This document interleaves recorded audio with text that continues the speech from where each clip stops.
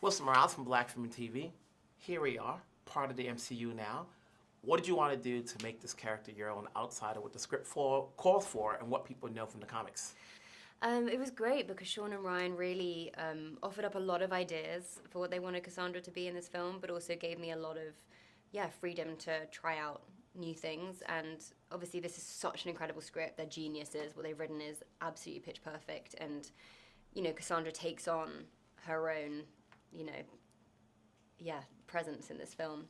I think I paid close attention to her origin story and her relationship to her brother, Charles Xavier, and that was a huge source of inspiration. But the set was really a playground. It was fantastic. Like, there was so much opportunity to try out new things, and we really found Cassandra as we went along.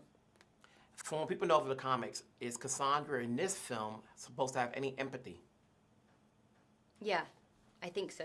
They wanted her to be, not your normal classic villain. They wanted her to be unpredictable, quite unreadable, but also, it's for the audience to accidentally maybe find her a bit lovable at the end. With the roles you've played so far, is playing the villain a fun thing to do? People always want to play a villain because then they're like, I don't have to smile, I don't have to care, I can just do. Yeah, exactly, I could just do. It was very much that. It was, it was a riot. It's so much fun playing the villain. You get to test out all these different parts of yourself that you haven't really tried before. Walking in here, I said to myself, how would she look? Because every time I see her in a different project, she looks different. You're like the ultimate chameleon. So, when you get this role, it's like, the only thing people have to worry about is, okay, what's her hairstyle going to be? Yeah, I know. Yeah, it's true. And then now that we've seen some footage of it, and they're like, oh, how did that play out? Is this a matter of just wearing a little bald thing? Yeah, well, I shaved my head. You actually did it? I did it, yeah. I shaved my head. I buzzed it, and then I didn't want to wet shave it just because the commitment was a step too far for me. But, yeah, the buzz meant that it was easy to just put a ball cap on the top. When you're working with Ryan and Hugh, and then with this cast, and they're coming in with a burst of energy. What do you do to be on the same plane with these guys? I don't know. You kind of just have to... It was a lot to take in. I mean, they're actors at the top of their game. They're both idea machines. They have brains that just don't stop working. And I kind of just observed it all. I felt like a, kid in a candy shop, where I was like a sponge. I just absorbed everything. It was fascinating and so inspiring to work alongside them. Talk about absorbing.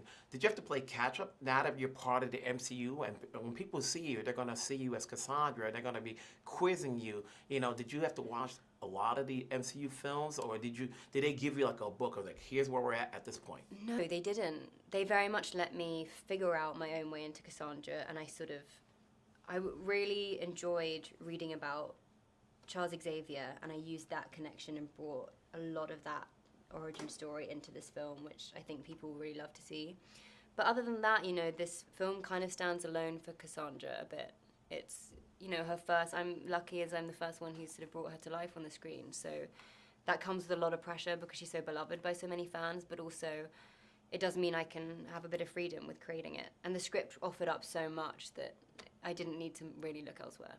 Is this a one and done, or we expected to see, or possibly we'll see you elsewhere? Who knows?